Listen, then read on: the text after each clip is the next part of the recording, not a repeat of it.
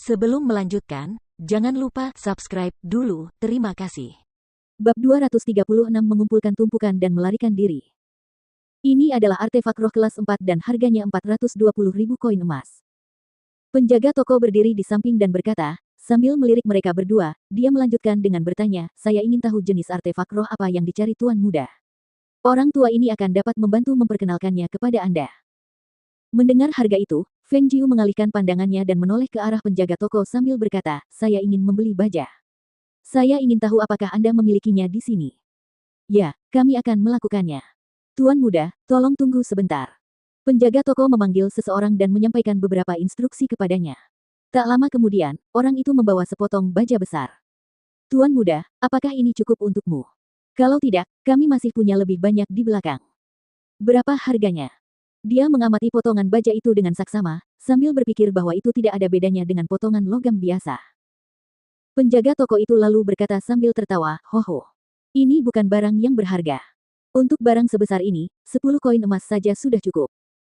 Mendengar itu, Feng Jiu pergi ke samping dan berbisik pelan, lalu bertanya, "Paman, apakah benda itu yang benar?" Ling Mo Han meliriknya dan bertanya, "Apakah kamu bermaksud membelinya kembali untuk mempelajari cara menempa artefak?" "Benar sekali. Awalnya aku berpikir untuk membeli kompor ramuan, tetapi harganya terlalu mahal dan aku tidak mampu membelinya. Jadi, aku berpikir untuk mempelajari keterampilan itu sendiri dan melihat apakah aku bisa menempa kompor ramuan untuk digunakan. Bagaimana menurutmu? Bukankah ideku ini hebat?"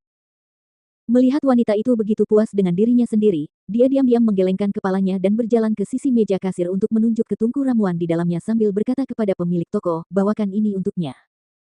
"Hoho, tentu saja." Si penjaga toko tersenyum menanggapi, dan saat dia hendak mengeluarkan tungku ramuan itu, dia mendengar suara pemuda berpakaian merah itu. "Tidak perlu. Aku akan membeli bahan-bahannya kembali untuk belajar menempa artefak dan kurasa aku tidak bisa menempanya sendiri." Penjaga toko itu tersenyum dan berkata, "Hoho, menempa artefak tidak semudah yang kukatakan. Untuk berhasil menempa tungku ramuan tingkat 4, sama sekali tidak mungkin tanpa memiliki pengalaman setidaknya 10 tahun.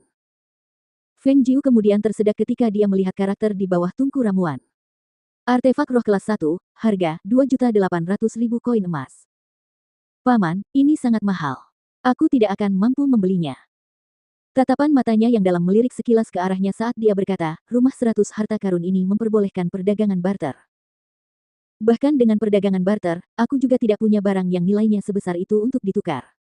Tapi paman, mari kita bahas ini sebentar."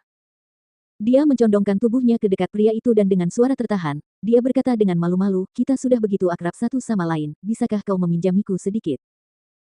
Menatap wajah yang menawan itu dengan ekspresi yang menjilat, jantungnya berdebar kencang dan napasnya sesak saat dia mengalihkan pandangan, menahan keinginan untuk memeluknya dalam pelukannya, suaranya yang dalam berubah sedikit serak saat itu. "Meminjam dari saya akan dikenakan bunga." Matanya mengamati seluruh perilaku pria itu pada saat itu juga dan tatapan Feng Jiu kemudian berkedip sedikit saat dia berkata sambil tersenyum, "Kalau begitu, menarik juga." Oleh karena itu, Feng Jiu kemudian mengambil kartu kristal ungu yang diberikan pria itu dan membeli banyak sekali barang dan menyimpannya di dalam tasnya, senyumnya tak berdaya terangkat di sudut mulutnya. "Paman, ayo berangkat," katanya sambil menyeringai lebar. Namun, sesaat kemudian, wajahnya berubah sedikit, "Aduh." Melihat wajahnya yang tampak agak buruk saat dia memegangi perutnya, alisnya berkerut dan dia bertanya, "Ada apa?" "Perutku, sakit." Wajahnya pucat dan meringis, dia menoleh ke arah penjaga toko. "Penjaga toko, apakah di tempat ini ada toilet?" Penjaga toko itu agak terkejut namun ia menganggukkan kepalanya dan berkata, "Ya, di belakang." Dia menatap Ling Mo Han dan berkata dengan wajah yang berkerut, "Paman, kurasa aku baru saja makan sesuatu yang tidak enak dan aku harus pergi ke kamar kecil sekarang. Bisakah kamu menungguku di sini sebentar?" "Silakan saja," kata Ling Mo Han, lalu melihatnya berlari ke arah belakang. Hingga, setelah dia menunggu hampir seperti dupa dan tidak melihatnya kembali, dia sepertinya menyadari sesuatu sebelum bergegas menuju bagian belakang toko.